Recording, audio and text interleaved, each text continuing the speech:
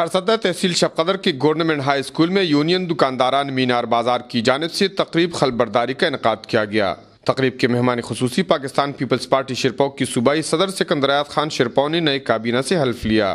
تقریب خلبرداری سے خطاب کرتے ہوئے سکندر ایاز خان شرپو نے نئے کابینہ کو مبارکباد دیتے ہوئے کہا کہ مجھے خوشی ہے کہ چھوٹی تنظیموں کے بنانے سے جمہوریت کو فروغ مل رہی ہے۔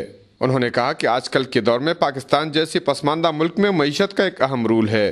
عالمی طاقتوں کے ذریعے ملک بھر اور خصوصی طور پر صوبہ خیبر پختونخوا میں دہشت گردی کی لہر کی وجہ سے معیشت مکمل طور پر تباہ ہو چکی ہے، جس کی وجہ سے تاجر برادری بری طرح متاثر ہو گئی ہے اور لوگوں کے لیے 2 وقت کی روٹی کمانا مشکل ہو گیا ہے۔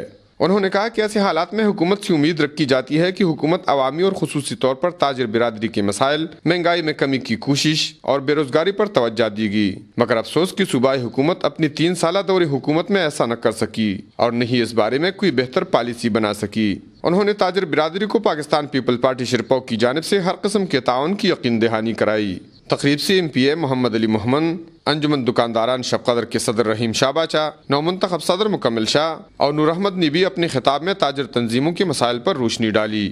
کیمرہ مین محمد جان دلسوز کے ساتھ کفایت اللہ، اے نیوز، چارسدہ۔